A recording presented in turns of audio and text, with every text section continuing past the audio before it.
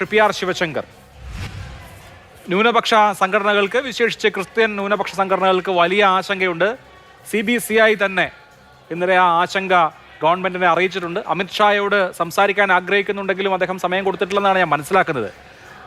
ഇതിപ്പോൾ കേവലം മതസംഘടനകളെ മാത്രം ലക്ഷ്യം വെച്ചുള്ളതാണോ? അതിനും അപ്പുറത്ത് പൗരാവകാശ സംഘടനകൾ, പരിസ്ഥിതി സംഘടനകൾ, ഇവയൊന്നും സർക്കാരിന് അലോസരമുണ്ടാക്കുന്ന ഒരു കാര്യവും ചെയ്യാതിരിക്കാനുള്ള ഒരു മുൻകരുതലായി ഈ പുതിയ ഭേദഗതിയെ കാണാവുന്നതാണോ?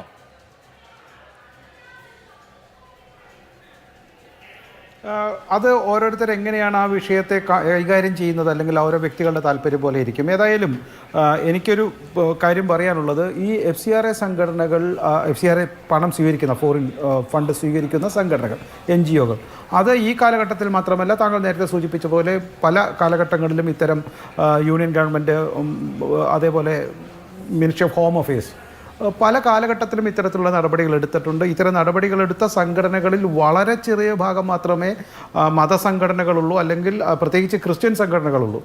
മറ്റ് സംഘടനകൾ, ഹിന്ദു സംഘടനകളും ക്രിസ്ത്യൻ, മുസ്ലിം, സിഖ്, പാഴ്സി തുടങ്ങിയ സംഘടനകൾ ധാരാളമുണ്ട്. അവരാരും ഇത്തരത്തിലുള്ള ആരോപണങ്ങൾ ഉന്നയിച്ചായിട്ട് എനിക്കിതുവരെ അറിവില്ല. അപ്പോൾ ഇത് ഒരു മതസംഘടനയെ ഉദ്ദേശിച്ചിട്ടോ ന്യൂനപക്ഷ സംഘടനകളെ മാത്രം ഉദ്ദേശിച്ചിട്ടോ എന്നുള്ള വാദമുഖങ്ങൾ ശരിയല്ല. ഇതുപോലെ ക്യാൻസലേഷനായ സംഘടനകളുടെ എണ്ണം നോക്കിയാൽ നമുക്കറിയാം, കഴിഞ്ഞ കുറേ കാലങ്ങളായി ക്യാൻസൽ ചെയ്തിട്ടുള്ള BJP ഗവൺമെൻറ് വരുന്നതിന് മുൻപും അതിൻ്റെ കണക്കുകൾ എൻ്റെ അടുത്തുണ്ട്, ഞാൻ വേണമെങ്കിൽ പറയാം. അത്തരം കാലഘട്ടത്തിലും ഈ NGOകളെ ഇത്തരം നിയമത്തിൻ്റെ, FCRAയുടെ ഇതിനു മുൻപിലുള്ള പല നിയമങ്ങളുടെ അടിസ്ഥാനത്തിലും ക്യാൻസൽ ചെയ്തപ്പോൾ നഷ്ടപ്പെട്ടത് പലതും ന്യൂനപക്ഷ സംഘടനകൾ, പ്രത്യേകിച്ച് ക്രിസ്ത്യൻ സംഘടനയുടെ എണ്ണം വളരെ കുറവാണ്.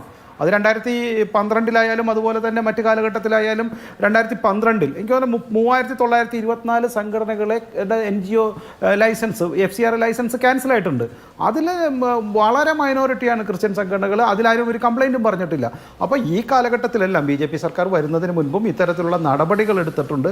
ആ നടപടികൾക്കെതിരെ ഒന്നും ഉണ്ടാകാത്ത ഒരു പ്രത്യേക ഒരു വിഭാഗം, അല്ലെങ്കിൽ ചിലർ മാത്രം അതിനെതിരെ ശബ്ദമുയർത്തുന്നത് ഈ ഇത് FCRA ആക്ടിൽ പറയുന്നത് പോലെ somebody wanted the money to be created or directed to against some political party, അല്ലെങ്കിൽ രാഷ്ട്രീയമായി ഉപയോഗിക്കാൻ സാധിക്കാത്ത വിഷയം കൊണ്ട് മാത്രമാണ് ഇത്തരം ആരോപണങ്ങൾ ഉന്നയിക്കുന്നത്. അതല്ല, ഈ FCRA വിഷയത്തിൽ കാര്യമായ പ്രശ്നമുണ്ട്, മതന്യൂനപക്ഷങ്ങൾക്ക് പ്രവർത്തിക്കാനുള്ള ബുദ്ധിമുട്ടുണ്ട് എങ്കിൽ വ്യക്തമായി പറയണം, ഇന്നിന്ന കാര്യങ്ങളാണ് ബുദ്ധിമുട്ടുള്ളത്. ഇപ്പോൾ ബിഷപ്പിൻ്റെയും അതേപോലെ തന്നെ കാത്തലിക് സംഘടനകളുടെയൊക്കെ അത്തരം വാദങ്ങൾ ഞാൻ നോക്കിയപ്പോൾ വളരെ ബാലിശമാണ്. ഇപ്പോൾ നോക്കൂ, 50% അഡ്മിനിസ്ട്രേഷൻ അക്കൗണ്ട് ഉപയോഗിക്കാനുണ്ടായിരുന്ന അവകാശം.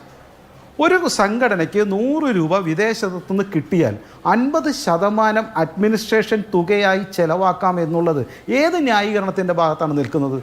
സംസ്ഥാന ഗവൺമെൻറ് പോലും 50% എനിക്ക് തോന്നുന്നു ഇവിടെ ചെലവാക്കുന്നില്ല അതിൻ്റെ അഡ്മിനിസ്ട്രേഷൻ ഭാഗമായിട്ട്. അപ്പോൾ NGOയ്ക്ക് അത് വേണോ? V reduced up to 20%. 20% മതി അതിൻ്റെ അഡ്മിൻ ചെലവ്.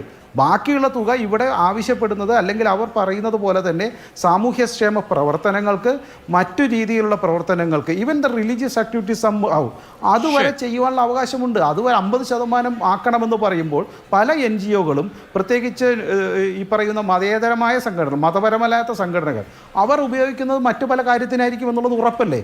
അപ്പോൾ ഇത്തരം കാര്യങ്ങളെ ചൂണ്ടിക്കാട്ടി ഈ നല്ല ഒരു നിയമത്തെ എതിർക്കുന്നത് അത് അത്ര ശുഭസൂചകമല്ല. അത് ചില വെസ്റ്റേഡ് താല്പര്യങ്ങൾക്കാണ്. ഞാൻ മനസ്സിലാക്കുന്നത് അത് ബിഷപ്പുമാരോട് ആ കാര്യങ്ങൾ സംസാരിച്ച് ഞങ്ങൾക്ക് അത് മനസ്സിലാക്കാൻ സാധിക്കുമെന്നാണ്. ശരി, നല്ല നിയമം എന്നാണ് ശ്രീ പി ആർ ശിവശങ്കർ ഈ നിയമത്തെ വിശേഷിപ്പിക്കുന്നത്.